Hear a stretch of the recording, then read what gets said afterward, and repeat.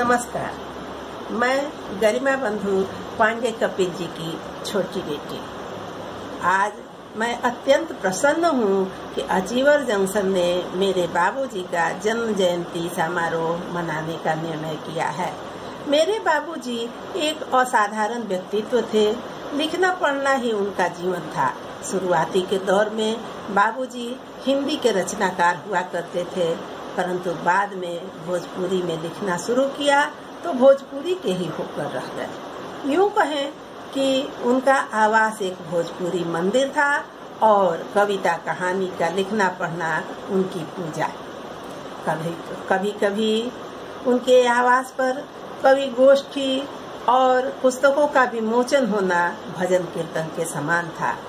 जब कोई साहित्यकार पटना के बाहर से आता था तो बाबूजी बड़े ही आदर और सम्मान के साथ उसे अपने आवास पर ठहराया करते थे।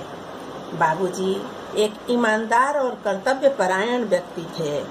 अपने कर्मों के प्रति लगनशीलता उनमें फूट फूट कर भरी हुई थी। वे किसी भी काम को जैसे तैसे नहीं करते थे। वे साहित्यकार होने के साथ साथ बहुतों को साहित्यकार भी बनाए। उनकी दिनचर्या सुबह 5 बजे शुरू होती थी, परंतु समाप्त होने का कोई समय निर्धारित नहीं था। जब वे सरकारी काम में कार्यरत थे, उस समय भी समय निकालकर भोजपुरी की सेवा किया करते थे और सेवानिवृत्त होने के बाद भोजपुरी के होकर ही रह गए।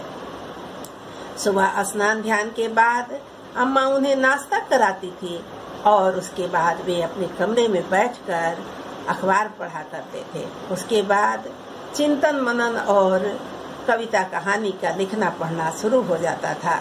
सवेरे से शाम तक कोई न कोई साहित्यिक मित्र आया करते थे और मित्रों के साथ हंसी ठहाका के साथ कविताओं की गूंज सुनाई पड़ती थी। कभी कभी बाबूजी देर रात तक लिखते रहते थे और अम्मा उनके बगल में बैठकर उनका हौसला बढ़ाया करती थी तथा बीच बीच में चाय बनाकर पिलाया करती थी। जब वे कोई कविता और कहानी लिखकर समाप्त करते थे तो सबसे पहले अम्मा को सुनाया करते थे। अम्मा बड़े ही ध्यान से सुनती थीं और उसमें हामी भरती थी। कभी कभी हंसकर पूछते थे कि का हो, एकरा में कोनो त्रुटि बा? अम्मा जवाब में मुस्कुरा दिया करती थी। लिखने पढ़ने का यह सिलसिला अंत समय तक चलता रहा। यहाँ तक कि हॉस्पिटल के बेड पर पड़े हुए नर्स के हाथ से कागज और कलम ले लिया करते थे।